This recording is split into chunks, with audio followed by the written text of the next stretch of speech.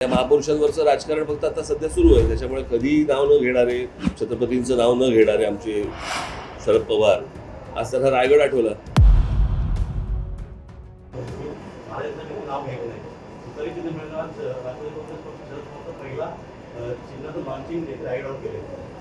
याचं कारण असं झालंय की आता सध्या काय आहे की आपल्याकडचे, मी माझ्या भाषणामध्ये बोललोय की आपल्याकडचे महापुरुष हे आपणच जातीमध्ये विभागून टाकलेत आणि या महापुरुषांवरचं राजकारण फक्त आता सध्या सुरू आहे, त्याच्यामुळे कधी नाव न घेणारे, छत्रपतींचं नाव न घेणारे आमचे शरद पवार, आज त्यांना रायगड आठवला.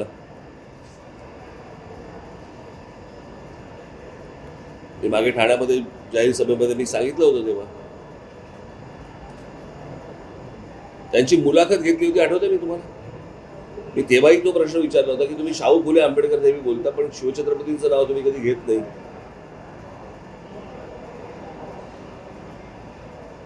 शिवछत्रपतींचं नाव घेतल्यामुळे मुसलमानांची मतं जातात, अशा काहीतरी संभ्रमावस्थेमध्ये इतकी वर्ष त्यांनी काढली आणि आता त्यांना आठवलं. थुंकू दे.